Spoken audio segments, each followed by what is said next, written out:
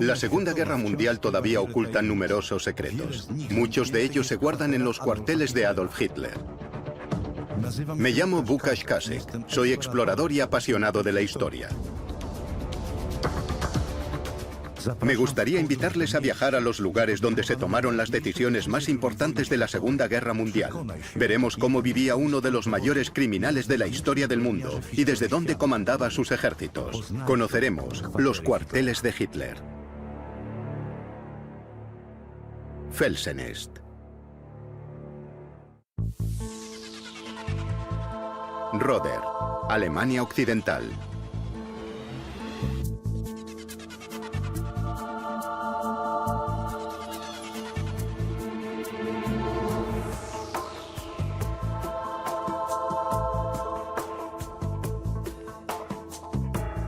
Ruinas del cuartel de Felsenest. A comienzos de 1939, aquí había una batería de artillería antiaérea, cuyos restos podemos ver ahí mismo. Restos de las instalaciones antiaéreas. Aquí fue donde Adolf Hitler ordenó construir su cuartel general. La localidad de Roder se encuentra en la denominada Zona Antiaérea Occidental, que formaba parte de la línea Sigfrido. Era una línea alemana de fortificaciones en la frontera con Francia, Luxemburgo, Bélgica y Holanda, erigida por órdenes de Hitler ya en 1936 como precaución en caso de guerra franco-alemana. Felsenest, debido a su pequeño tamaño, se levantó muy rápidamente. Hitler ordenó la construcción del cuartel general en otoño de 1939 y en primavera del año 40 ya tenía capacidad para liderar la ofensiva contra Francia desde el interior de sus muros. Hoy la carretera a Felsenest está oculta por un bosque denso. A pesar de la popularidad del balneario local, no encontraremos información sobre el cuartel en las guías locales. Es complicado encontrar los viejos senderos raramente transitados.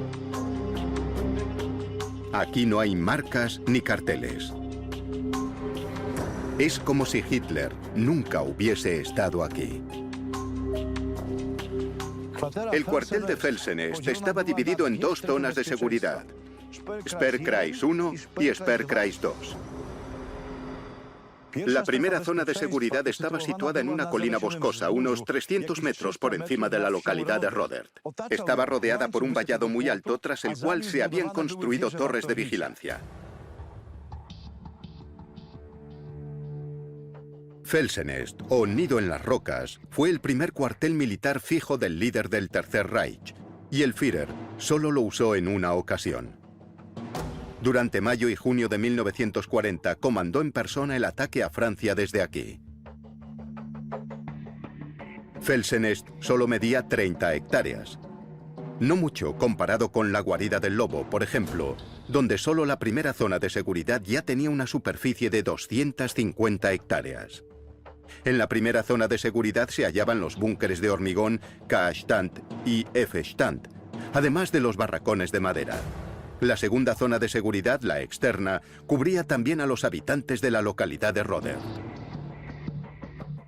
Como habitantes del pueblo, nosotros no teníamos acceso al cuartel de Felsenest. El cuartel se construyó en 1940. Mi abuelo y yo teníamos tierras de cultivo en la colina de Felsenest. Yo subí allí con mi abuelo, con las vacas y nuestros aperos. Trabajábamos el campo.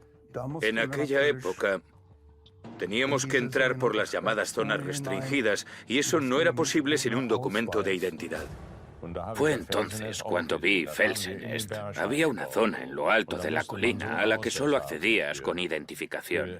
Había una garita y una barrera para detener los vehículos. Tenías que mostrar tu identificación, si no, no podías subir a la colina. Lo habían construido todo dentro de la roca, casi no se veía nada desde fuera. Además, lo tenían todo recubierto con tierra para que la gente no viese que allí se ocultaba algo. Era casi invisible. Hitler construyó 2 búnkeres para la población rural en el pueblo, uno arriba y otro abajo. También construyó unos baños y una peluquería. Mandó construir esas 2 cosas para que la población local pudiese ir a los baños y pudiese también arreglarse el pelo. La ubicación del cuartel general del Führer en lo alto de una colina de un bosque frondoso en las afueras de un pueblo anónimo y rodeado por instalaciones antiaéreas preexistentes fue una decisión estratégica inteligente. Rodert, no obstante, no fue la primera opción para el cuartel de Hitler.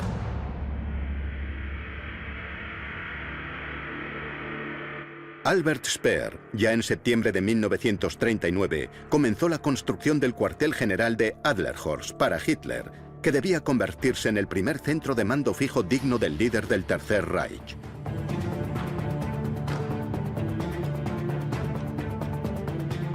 Cuartel de Hitler en Alemania Occidental.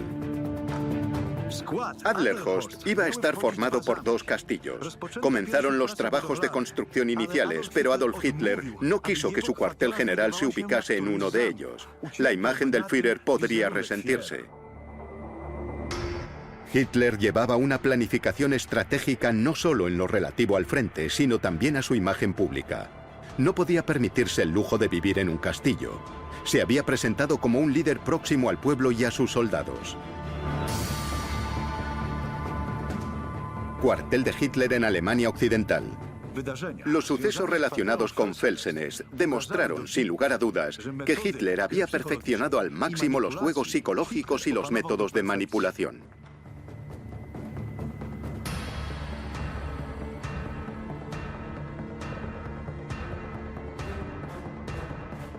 Todo lo que Hitler hacía, todo lo que se documentaba, formaba parte de la propaganda alemana. Yo solo tenía 4 años entonces, así que tampoco comprendía la situación. Él parecía muy considerado y amable con las personas que le rodeaban. A mí me parecía que mantenía una buena atmósfera. La gente estaba encantada cuando aparecía Hitler. Todos gritaban Heil Hitler y él devolvía el saludo. Principalmente, hay 2 tipos de gobernante, el que se presenta como inaccesible a los suyos y el que pretende ser un hombre del pueblo. Si tenemos una nación en la que nadie se considera por encima de los demás, nos presentamos como cercanos al pueblo, en este caso como un hombre que se preocupa por sus compatriotas. Un líder de este tipo da de comer a las ardillas, acaricia a los niños y convence al pueblo de que ha tenido una vida dura como la suya, pero que a pesar de todo y con su ayuda será capaz de liderarlos, de formar una comunidad fuerte y una nación fuerte. Llegaban aquí en coche, en un descapotable. A menudo el coche estaba abierto y yo, que era un chaval curioso, un día me subí. El chofer, que era un tipo simpático, me llevó a dar un paseo. Esos son mis primeros recuerdos de infancia de la Wehrmacht. Su fotógrafo, Hoffmann, lo acompañaba y le hacía fotos. También hizo fotos de Hitler en compañía de los niños pequeños de Rodert. Esto también formaba parte de la gran maquinaria de propaganda.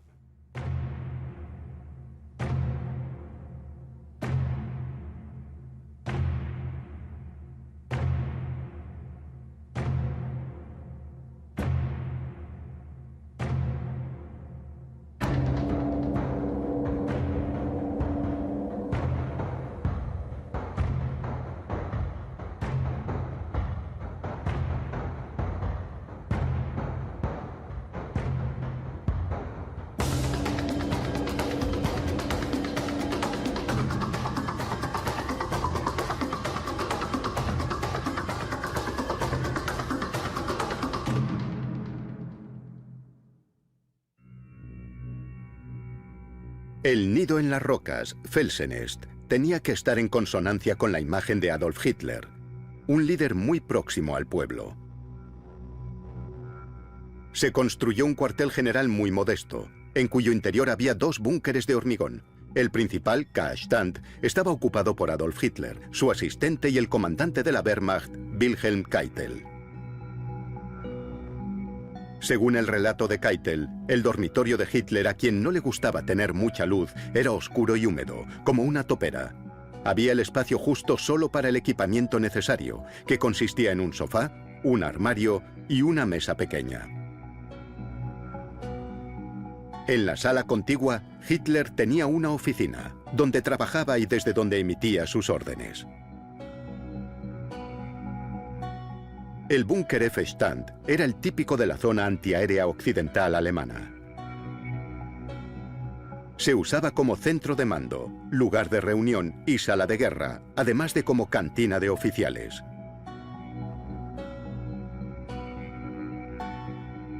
Allí había mapas y planos para operaciones de guerra, además de una mesa para 20 personas. En esa sala, Hitler se reunía 2 veces al día con sus generales para debatir sobre la situación en el frente y dictar las órdenes a sus tropas para invadir Francia. La ascética decoración del cuartel no era el único inconveniente que tenían que soportar los moradores de Felsenest. Keitel se quejaba, por ejemplo, de que apenas podía dormir, porque oía a Hitler pasar las páginas de los libros que leía durante toda la noche. Yo creo que no era muy confortable comparado con la vida cómoda que llevaba Hitler en Berlín. Dado que el objetivo prioritario a la hora de construir algo así era garantizar la seguridad, todo lo demás era secundario. Por ejemplo, la comodidad y la estética. Así que no me sorprende que nadie quisiese ir allí. Probablemente era seguro durante un ataque aéreo, pero el resto de las necesidades humanas se ignoraban. Los alemanes, desde luego, no podían decir que viviese a lo grande, ni que llevase una vida de lujos. ¿Era todo propaganda? Hitler tenía la imagen de que vivía modestamente. Incluso se creó un aura de ascetismo. No bebía, no fumaba, llevaba una vida social muy limitada, restringida a su círculo más íntimo. Hitler cumplía con sus objetivos de propaganda.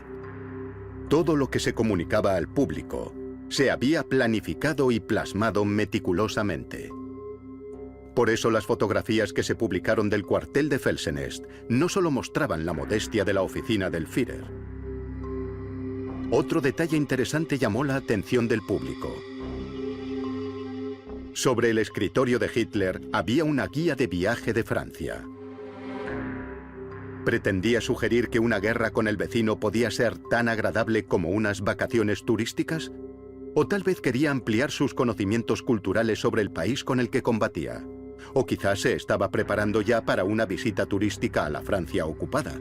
No obstante, la pregunta más importante es si la guía de viaje de Francia que estaba sobre su escritorio acabó allí por accidente o la colocaron como parte de uno de sus juegos psicológicos.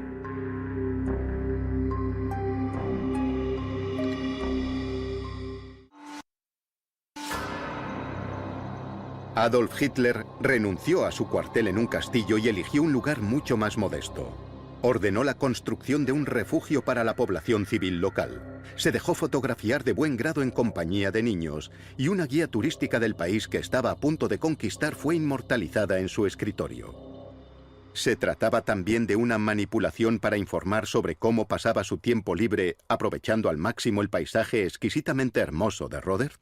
Según Christa Schröder, secretaria personal de Adolf Hitler, él llamaba a Felsenest el paraíso de las aves. En ninguno de sus otros cuarteles pasaba tanto tiempo al aire libre como aquí. Tenía previsto visitar este lugar al menos una vez al año tras el final de la guerra. Rodert, si hablamos de paisaje, era el más hermoso de todos sus cuarteles. En el frondoso bosque primaveral resonaba el canto de los pájaros. A Hitler siempre le maravilló la belleza de aquel paisaje y anunció sus planes para asegurarse de que tras la guerra haría viajes de recuerdo con todo su equipo. Christa Schröder, secretaria personal de Hitler.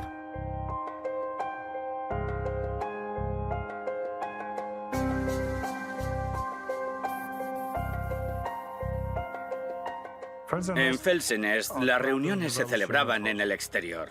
Era mayo, el tiempo era estupendo.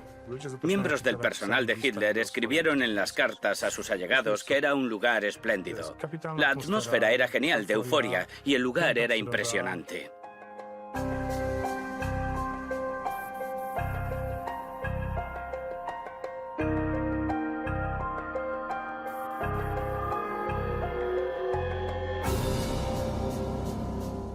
¿Pero era realmente un lugar en el que el dictador descansaba o fue tan solo una trama para poner en práctica juegos psicológicos y manipular a sus enemigos? Confiamos en un líder cuando se parece a nosotros, cuando demuestra que es igual porque pasa su tiempo libre de una forma similar a la nuestra. Cuanto mayor es la conexión, más fácil es estar de acuerdo con lo que ese líder dice y promulga. Hitler necesitaba el apoyo de la opinión pública para ejecutar sus planes políticos y militares más ambiciosos. El pueblo alemán tenía que llevar a la práctica hasta sus ideas más descabelladas, sin titubear ni un segundo, como la invasión de Francia. El plan para atacar Francia tenía el nombre en clave Fall Gelb, Plan Amarillo. La idea era comenzar la ofensiva alemana sin declarar la guerra y atacar a las neutrales Bélgica, Holanda y Luxemburgo. Felsenest, como cuartel más próximo a la frontera belga, se convirtió en el centro de esta operación.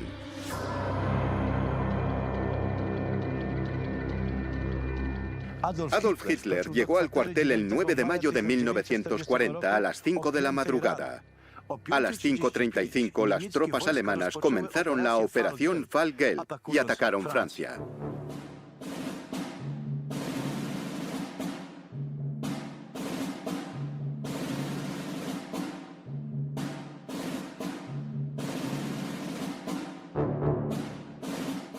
Mucho antes, en 1928, Francia se había concentrado en reforzar sus fortificaciones en la frontera con su vecino. Pero Hitler evitó la bien fortificada línea Maginot de la frontera con Francia y concentró su ataque sobre Bélgica. Preparados para la guerra de trincheras, comandados por veteranos de la Primera Guerra Mundial, los franceses no habían previsto esa táctica. Durante la Primera Guerra Mundial, Hitler fue testigo de los devastadores efectos a largo plazo, físicos y mentales, de la guerra de trincheras. Él había sido uno de los soldados de aquellas trincheras y no quería que esa guerra de trincheras volviese a repetirse. La sensación de peligro constante, la falta de control sobre el propio destino, el frío y la humedad implacables, la propagación de enfermedades, el hedor de los pies podridos de tus camaradas por caminar constantemente sobre el barro. La Blitzkrieg de Hitler tenía como objetivo cerrar este capítulo de la guerra para siempre. El uso de unidades paracaidistas era un elemento crucial de este concepto.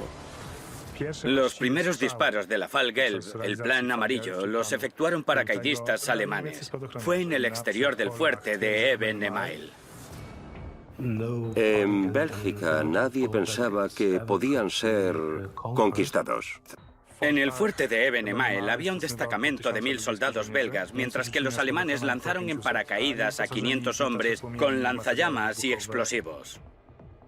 Les proporcionaron drogas químicas como la pervitina, que en la actualidad se conoce popularmente como cristal. Les hacía más agresivos y no sentían la necesidad de dormir. En los años 30, las metanfetaminas se vendían en farmacias y se usaban para curar la depresión, los cambios de humor y para hacer dieta. Los médicos militares alemanes lo descubrieron y usaron rápidamente. Producida a gran escala por el ejército alemán, la pervitina potenciaba la agresividad y la insensibilidad al dolor, pero también causaba un caos terrible en el cuerpo. La pervitina, junto con la estricnina y la cocaína, se encontraba entre las numerosas drogas que tomaba Adolf Hitler.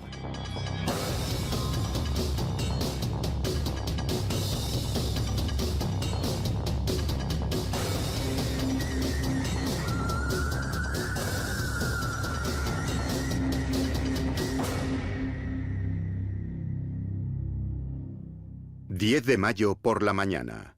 Desde Felsenest, Hitler dio la orden de atacar Bélgica. Gracias a la proximidad de su cuartel general al frente, el mensaje llega inmediatamente a las tropas destacadas.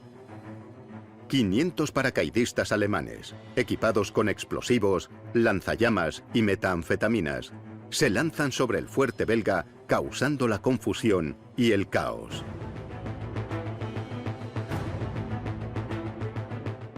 Los soldados que estaban en el interior quedaron atrapados. Fueron presa del pánico y se rindieron casi inmediatamente. Una vez que los alemanes tomaron el control del fuerte, llegaron las unidades militares regulares y aseguraron la victoria. Tras la pérdida del fuerte belga, el camino hacia Francia estaba expedito. Toda resistencia ulterior belga no fue relevante.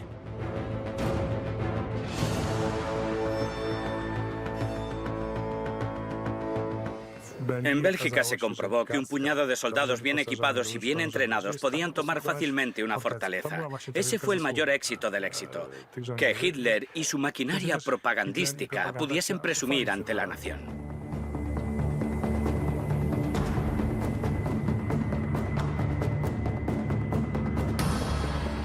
El 16 de mayo de 1940, todavía en Felsenest, Hitler recibía los mandos de los paracaidistas que habían saltado sobre la fortaleza belga de Eben-Emael.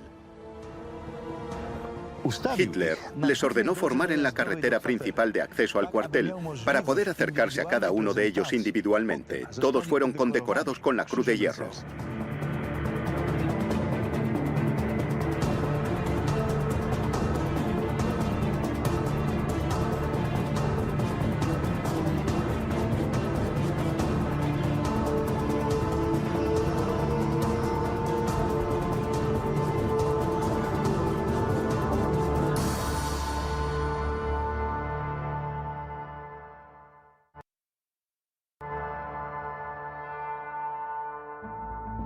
Según la información disponible, podemos hacernos una idea de cómo transcurría la jornada diaria de Adolf Hitler en Felsenest. Se levantaba a mediodía. Lo visitaba brevemente el doctor Morel, normalmente solo para administrarle varias inyecciones y entregarle las pastillas. A las 12:10 desayunaba. A las 12:30, primera reunión de guerra. A las 2:30, almuerzo. A las 3, paseo. A las 4, más reuniones. A las 6, tiempo personal. A las 7, la cena, que derivaba sin solución de continuidad en las reuniones de Hitler con el equipo de Felsenest y que duraban incluso hasta las 3 de la madrugada. El cuartel general de Hitler casi siempre era un hervidero de actividad. Informes, reuniones, deliberaciones, soldados condecorados. No obstante, siempre era posible encontrarse con alguna persona importante del Tercer Reich en los bosques colindantes. A Adolf Hitler le encantaba pasear por ellos. A Hermann Göring le encantaba cazar allí.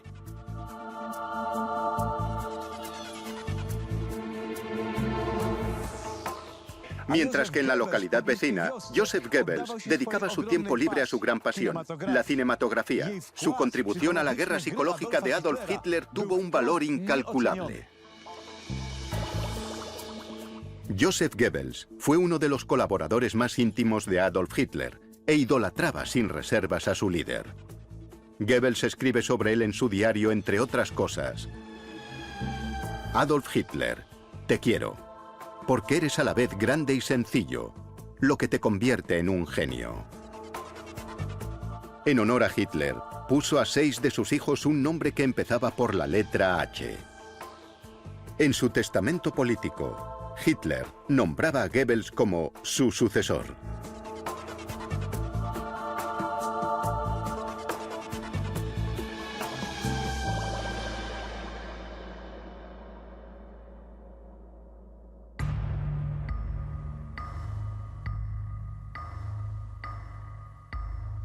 ubicación de la antigua posada Hack, Rodert. En la década de 1940, en este edificio se encontraba el restaurante Hack. Joseph Goebbels, ministro de propaganda del Tercer Reich, instaló un cine en la sala de banquetes de boda.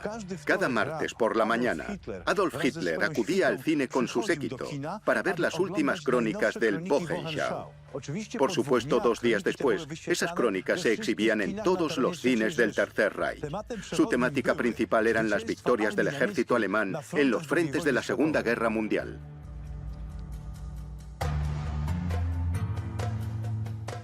La familia Hack llevaba viviendo en Rodert varias generaciones y eran los propietarios del hotel local. A mis padres no les importaba que Hitler exhibiese su noticiario aquí. La proyección semanal se realizaba los martes. Hitler venía con su brigada de escolta durante el noticiario. Él siempre se sentaba en un sillón para la exhibición y todo se hacía para adaptarse a él. Por eso ampliamos el hotel, decía siempre mi padre. O el mismísimo Hitler se sentó aquí. Siempre poníamos este sillón junto al mostrador.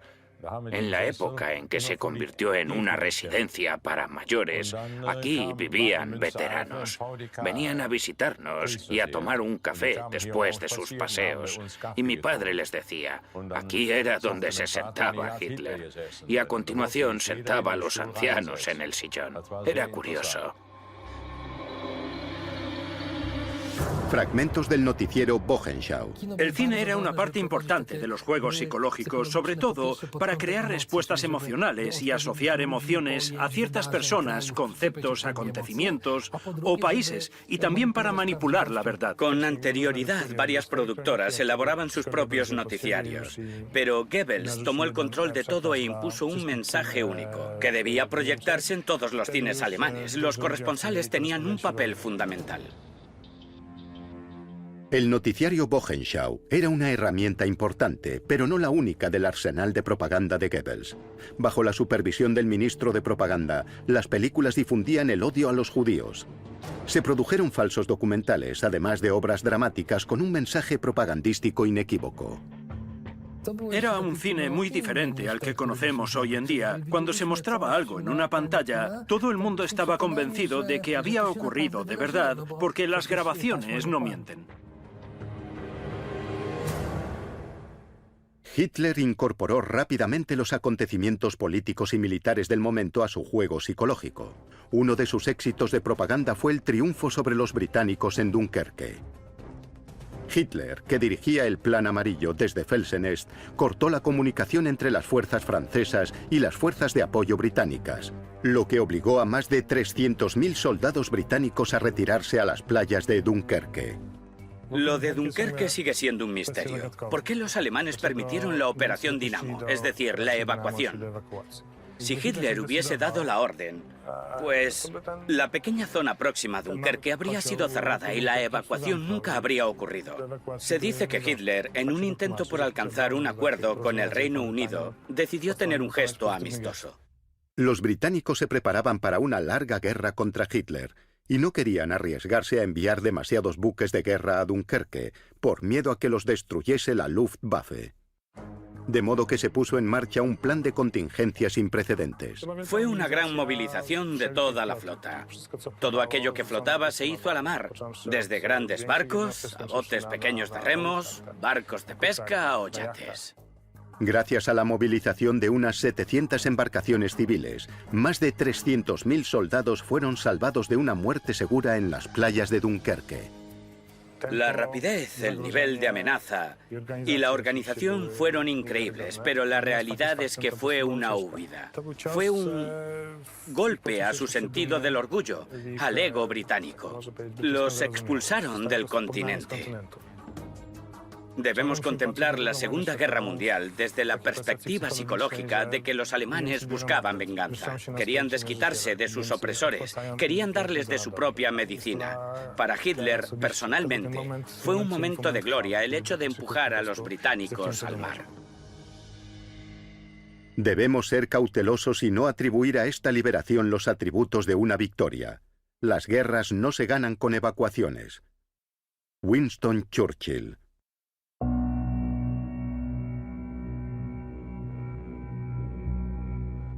Tras la evacuación de las tropas británicas y francesas de las playas de Dunkerque, Adolf Hitler abandona Felsenest y se traslada a su nuevo cuartel general de Brully-de-Pech, en la frontera franco-belga. Mientras tanto, un retén permanece en Felsenest. Es pequeño, 7 oficiales de baja graduación y 50 soldados. A partir de entonces, Brully-de-Pech recibe el nombre en clave Cañón del Lobo.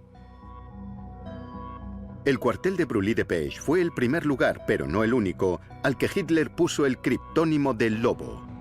Estaban también la guarida del Lobo, el Cañón del Lobo II o el Hombre Lobo.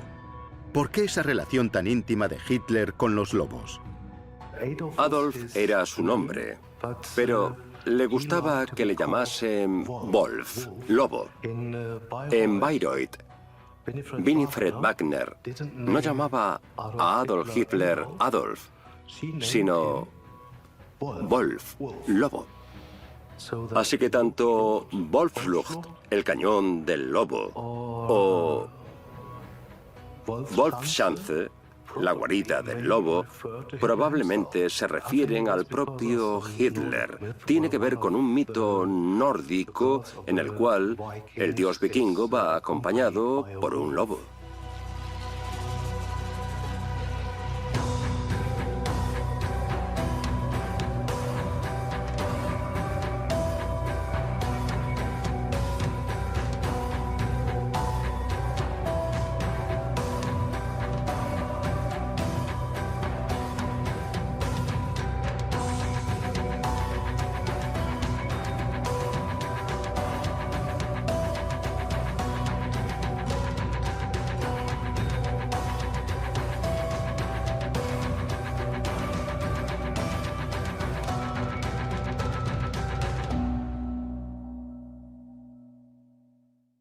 Aunque la guerra con Francia prácticamente estaba ganada, Hitler se mudó a un nuevo cuartel para estar lo más cerca posible del frente. En apenas 2 semanas, el 22 de junio de 1940, Francia capitulaba. Tras recibir la noticia de la caída de Francia, Hitler feliz dio un saltito. Este gesto fue filmado y posteriormente editado por un escocés llamado John Grierson para el Departamento de Propaganda canadiense.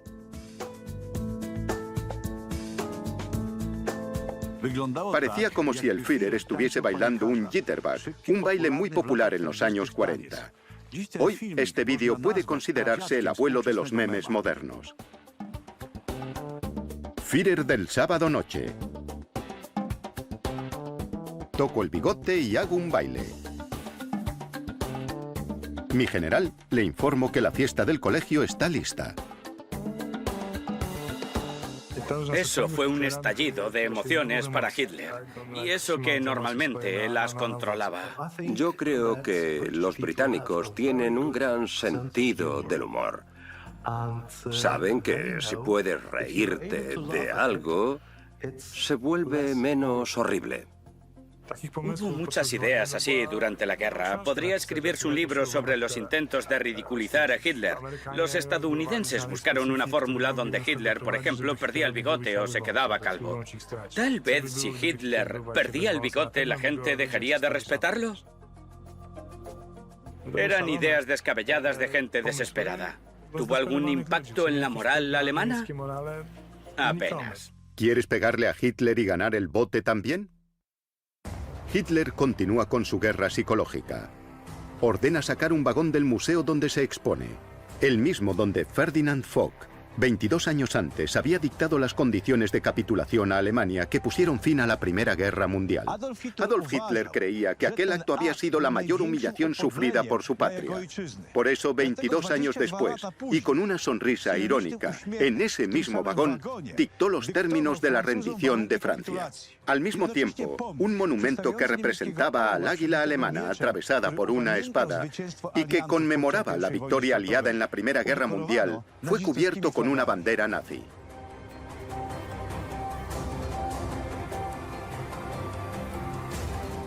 Utilizando ciertos símbolos, es posible combinar símbolos del pasado con el presente.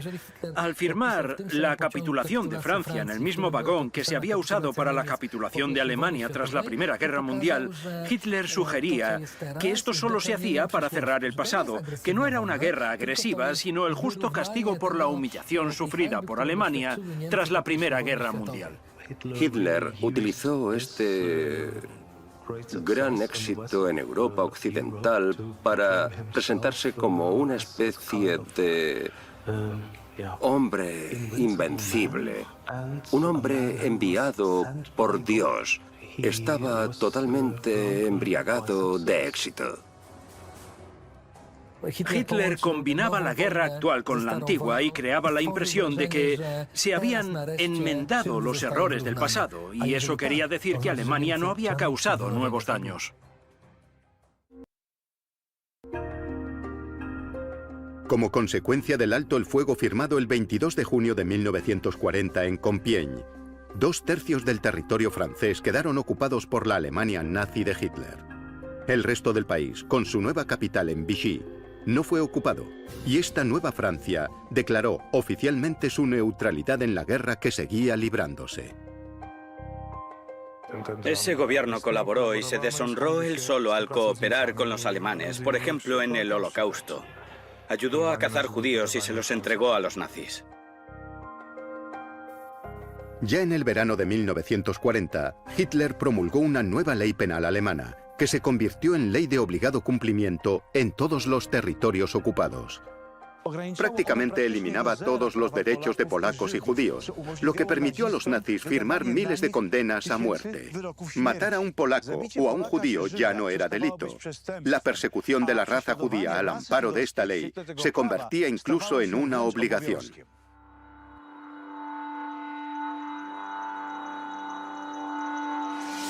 Judíos, piojos, tifus. Si ves este signo, judío.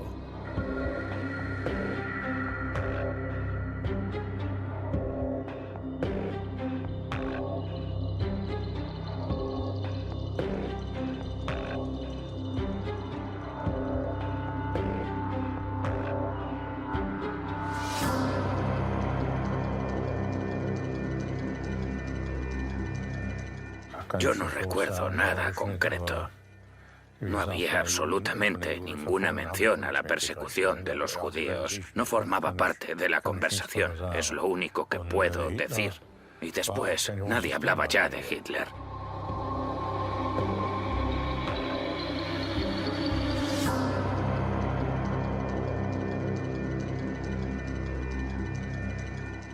Dentro de la guerra psicológica, tras la victoria sobre Francia, los alemanes publicaron este álbum, que mostraba los éxitos del ejército alemán en el frente occidental. Hitler ordena conservar Felsenest como monumento al orgullo y gloria del poder alemán. Tras la guerra, Hitler quería convertir el nido en las rocas en un museo, que fuese un monumento a su genio militar, un lugar de peregrinaje para sus seguidores.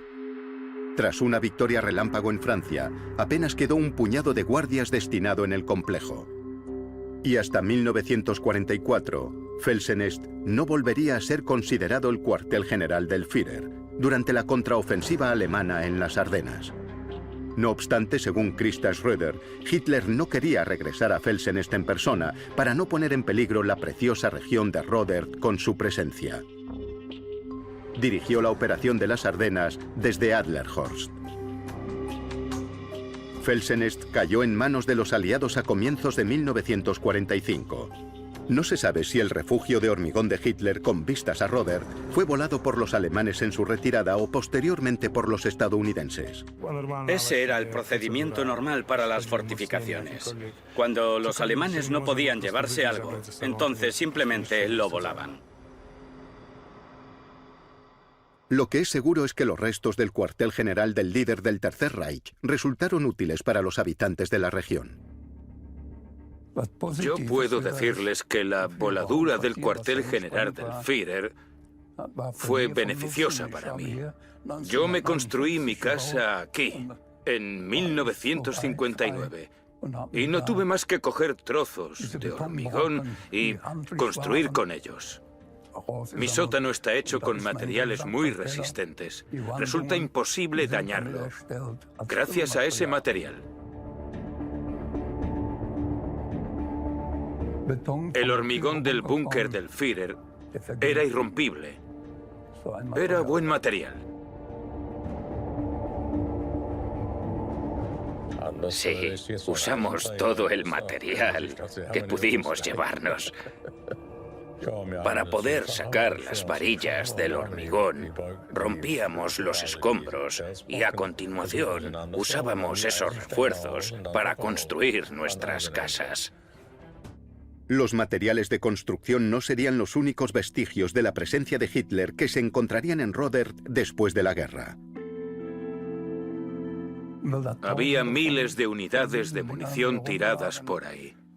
Jugamos con ellas durante muchos días, hasta que nos hartamos del juego y pasamos a jugar a indios y vaqueros. Sí, así era la vida después de la guerra. También teníamos granadas. Unas granadas de los estadounidenses. Jugábamos al balonmano y al fútbol con esas granadas. Mi hermano recorría en coche el pueblo y le preguntaba a la gente, ¿tenéis alguna? Sí, toma. Una vez tiró una granada contra un árbol. La granada rebotó contra el tronco, fue hacia la calle y explotó. Así murió mi hermano. Sí. Esos son mis recuerdos.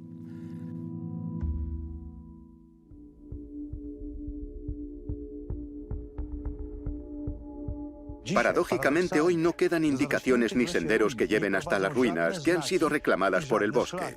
Los habitantes de Rodert prefieren no presumir de su antiguo vecino. Ni el municipio de Münstereifel ni la administración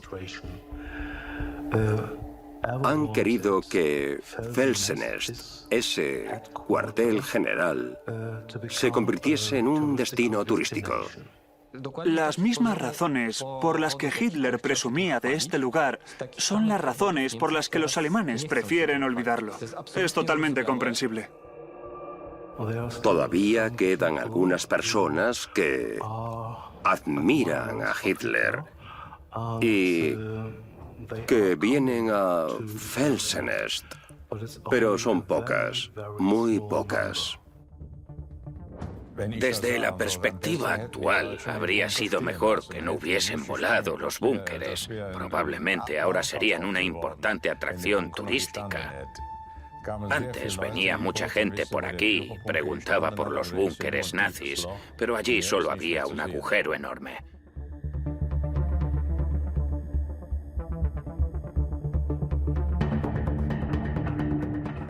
Sería irónico para Hitler, ¿verdad? Pero la opinión generalizada es que hay un cierto sentido de justicia en que sus dudosos logros hayan desaparecido. Es justicia histórica.